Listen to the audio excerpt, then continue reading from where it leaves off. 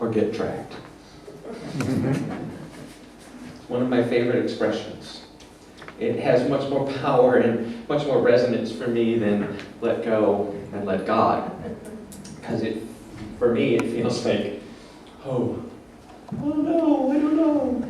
But the reality of the truth, of the situation is, when I don't let go, I get dragged.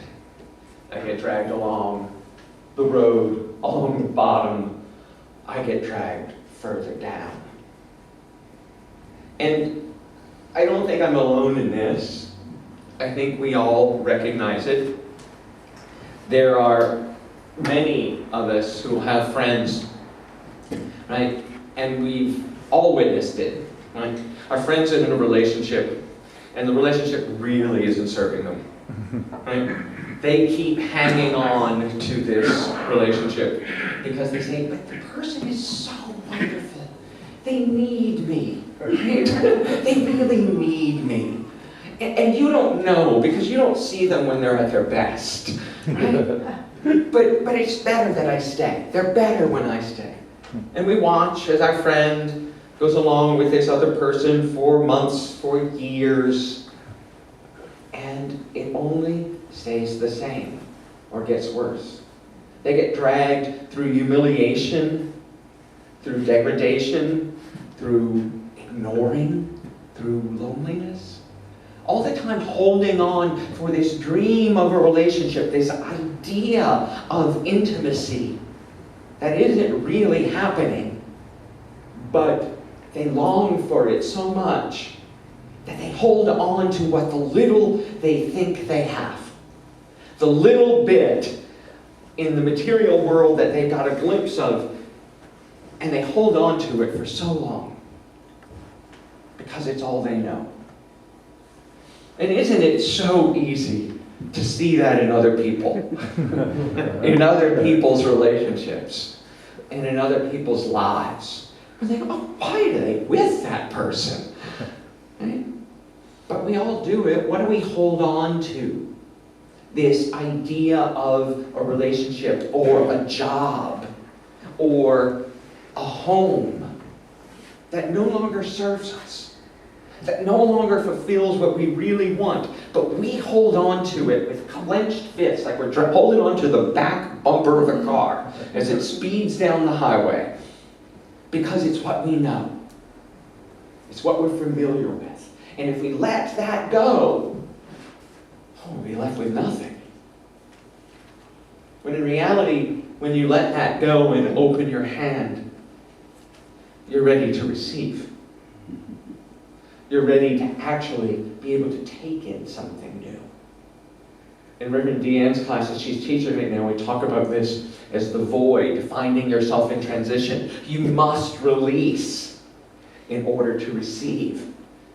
You can't be in that relationship that doesn't serve you and get a new one. Well, a lot of people try, right? To try to have both relationships at once. And we know how that always works out, right? Always. Yeah. Because we must go through that period of not knowing, of releasing and trusting. We just started, 2 weeks ago, we started a new series called The Basic Toolkit for Living. Right? And it's based on the Unity basic principles. The things that we can apply in our life to make our human, material, physical experience better. The basics of unity. 2 weeks ago, we talked about dominion.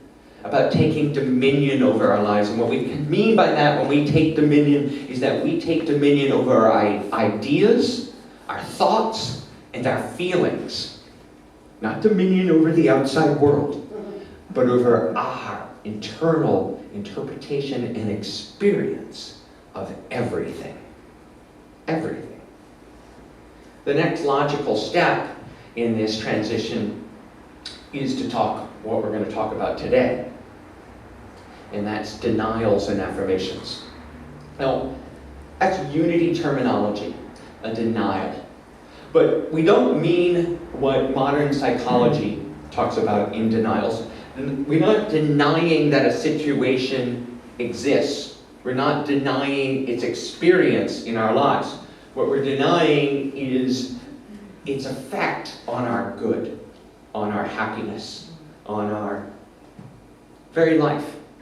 So I like to think of it differently. In fact, I talk about it incredibly differently. I talk about it as releases, and that's why we sang I Release today, and Danielle sang about letting go. Because it's not a denial, it's a release. It's a choice from dominion, a choice from our place of consciousness to let something go. It's not denying that it's happening. It's releasing a belief that we have in our core. You know, I stand here today and do this work because I walked into a Unity Church in 1989 and heard these teachings and heard this way of being that changed my life. And something within it resonated with me. There was a truth within it that I couldn't ignore. Because I had been suffering. I had been holding on to that back bumper. I had been dragging myself along the road of life in addiction, in pain, in sexual relationships that actually didn't serve me. I could have gotten up there on Friday night and talked about them, Joel. I'm sure we all could have, right? Because unity isn't saying that sex is bad or wrong. It's just that our experience of it, how we come to it, how we treat it and hold it, is where we experience pain and suffering. In those relationships, when we hang on to a relationship that doesn't serve us, we experiencing suffering at a profound level. And we are the cause of it. There's nothing on the outside making it happen. Ooh, breathe into that, right? There's nothing on the outside making it happen. It's our holding on to it, thinking that it should be something different than it is, that causes our suffering. So when I walked into a Unity Church and I started hearing and exploring these teachings and realized that I have dominion over my suffering, that I can choose differently, that I can see it, feel it, experience it, and cause it differently, I knew I was in the right place. From that moment to this, my whole life, step by step, has been about sharing this message in many different ways, in many different forms. But sharing the message of our spiritual wholeness and completeness, that we are not the victims of life. We are the creators of life itself. And that's why I can stand up here every week and just talk to you about these ideas. Because each and every one of you I know has within you everything you need to create a life beyond your wildest dreams. A life beyond your imagination. What you will be in 5 or 10 or 15 years is beyond what you could even put into words today. I know that's true. I absolutely know it's true because I am living it. 27 years ago when I walked into that Unity Church, I would not have told you anything about what's going on in my life today. It wasn't even in the realm of possibility, and it is beyond wonderful. It's beyond fantastic. And that's what I hold and why I do this work. It's not for the paycheck, trust me. But I am rewarded beyond measure. Rewarded with riches that I cannot begin to quantify or qualify. I am rewarded in life because I adhere and teach these principles. I release what no longer serves me. I release the belief that I am dependent on any other substance. I release the belief that I am my diagnosis. I release the belief that someone has to be my partner for me to be fulfilled. I release the belief that there is not enough money. I release the belief that the world is limited and finite. I release my belief that life is hard. That's why releases are important. That's why releases are important as the next step in dominion, is we recognize that we are holding a belief that is causing us pain, causing us to suffer, causing us to experience suffering because of what we think. And we acknowledge that. The only way out of a situation is through it. We acknowledge that we hold this belief and release it to the universe. You can have this back. It is no longer serving me. And then we take the moment to craft carefully and purposefully what we want to replace that. Because as we all know, the universe abhors a vacuum. It will fill it in with something. If you dig a hole, something will fill it in, right? You can't scoop out a section of the ocean. It will always rush back in. So we talk about words. Affirmations is our next. So releases and affirmations. And when I was looking at this talk, I came across this quote. I thought it was so amazing. It's not from a spiritual teacher, it's from Nathaniel Hawthorne. Right? But words, so innocent and powerless as they are, as standing in a dictionary, how potent for good and evil they become in the hands of one who knows how to combine them. How to combine them. How to apply them. So the words you say, watch. Watch the words you say, the words you think, the words you spread around like manure. They may be fertilizing your field, or they may be stinking it up. But you need to decide that for yourself, and decide whether to let them go. Words are incredibly powerful, and that's what we teach here. We teach that we speak affirmations. Back when I was attending Eric Butterworth's church in New York City, I started writing affirmations as I rode on the subway. I would just write them out every day. They really helped and worked. But as I dove deeper and deeper into the teaching, into the understanding of unity, I also learned that affirmations have to be very carefully crafted, right? So a typical affirmation might be, I am alive, healthy, vibrant, and whole. Right? It's like a great affirmation. Right? One of the things that's great about it is that it is in the present tense. It's not in the future. Affirmations will tend to not work if you're going, I will be healthy and whole. Well, when is will? When will will ever get here, right? I will be healthy and whole is an affirmation that keeps everything in the future. So when we keep affirming that I will do something, it's like, will you? Will you? Really? I love it, when we all say, I'll try. There's no trying, right? We all know this from Star Wars. There's no trying. I will. I am is a much more powerful. I am healthy and whole. I am vibrant and complete. And the next thing about an affirmation that's really important is that you have to believe it. I could stand here and say, I sing like Pavarotti. Well, because he's dead, that's possibly true, but no. Right? No, I sing beautifully. It's something that I can wrap my hand around. But I can't sing like anyone else. Period. I can't sing like Danielle. And she can sing like me. It's impossible. I can admire how she sings. I can admire her artistry. but I have to own it for myself. So when you're doing an affirmation, it does no good to say, I'm going to have a house like that one.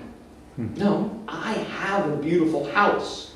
It's current, it's present, it's here, it's now. It's not anybody else's.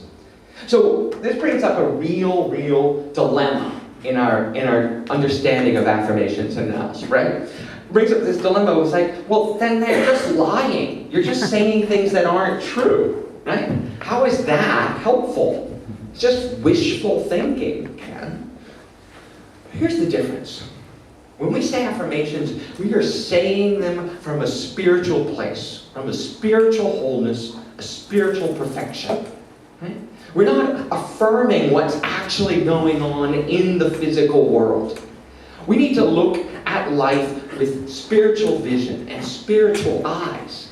So if we look beyond the physical reality that we see in front of us to the spiritual reality that exists on the other side, we can then realize it. I'll give you an example.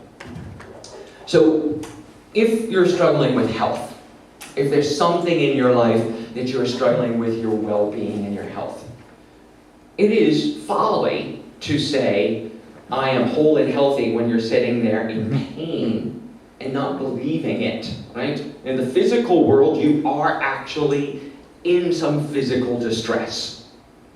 But the affirmation is different.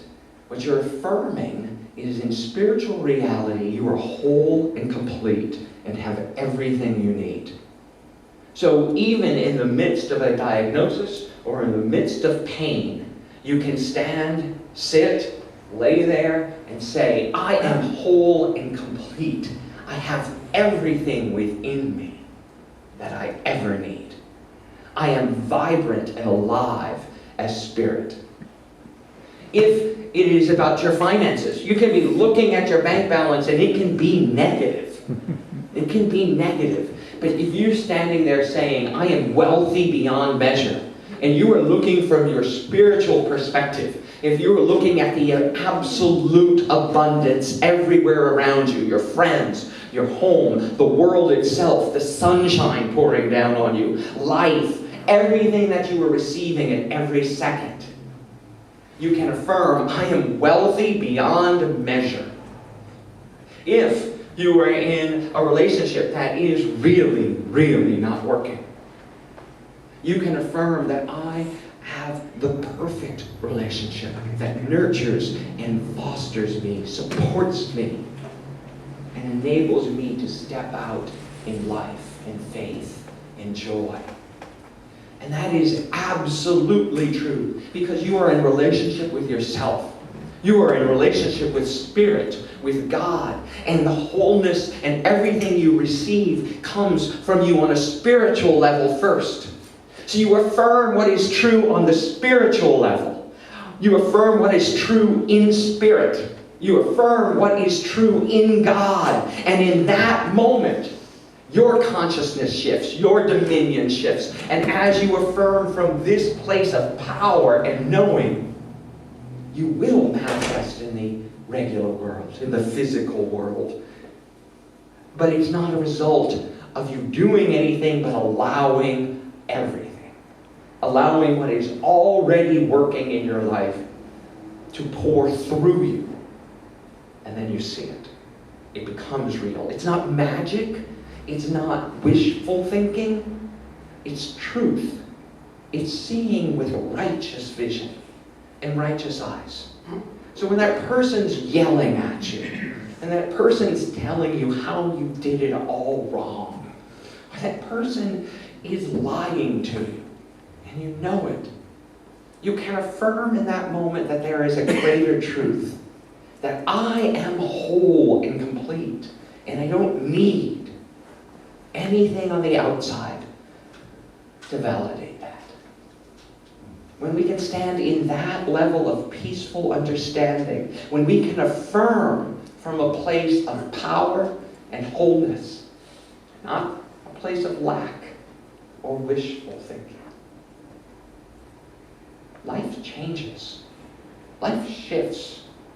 And I do this work because I have over and over again demonstrated this to be true. I have practiced it, I have tried it. When I don't do it, I get the results of not doing it. And this is why unity is so important to me. This is why I think this message needs to be shared all around. And this is why I want us to practice today. To practice our I am affirmations. Now, remember, we're doing them from a place of power, from a place of spirit. So some of them may trigger you. I'm going to give you a list of them here. And some of them may oh, that's a hard one. But I invite you to just take a breath and to know them from a deeper and a higher place. So the first one I'm going to ask us to say is, I am abundance. Find that place in your spiritual life where there is no lack, where you know the truth of who you are. I'm going to say it and then I invite you to say it after me. I am abundance. I am abundance. I am wealthy. I am wealthy. I am health. I am health. I am whole. I am whole. I am vibrant. I am vibrant. I am peaceful. I am peaceful. I am perfect and whole. I am perfect and whole. I am grateful. I am grateful. I am blessed. I am blessed. I am so blessed. I am so blessed. I am so grateful for all that I have. I am so blessed. I am so blessed. I am so grateful. I am so blessed. I am so blessed. I am so blessed. I am so grateful for all that I am. I am so blessed. I am so blessed. I am so grateful. I am so blessed.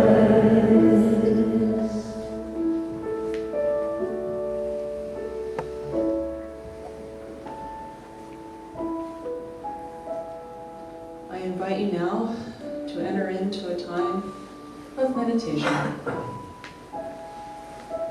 a time of relaxation, and a time of communion. Allow yourself to be supported in your chair. Allow yourself to get lost in the rhythm of your own breath. And just relax. As we begin to release and let go of all of the things that we carry that no longer serve who we are, all of the things that we carry that do not serve who we want to become. That person, that situation, that circumstance that came into your life to show you or to teach you or ultimately to heal you has served its purpose. And you can let that go because you don't need that anymore. That situation, that circumstance, that person, that limiting belief, bless it and let it go.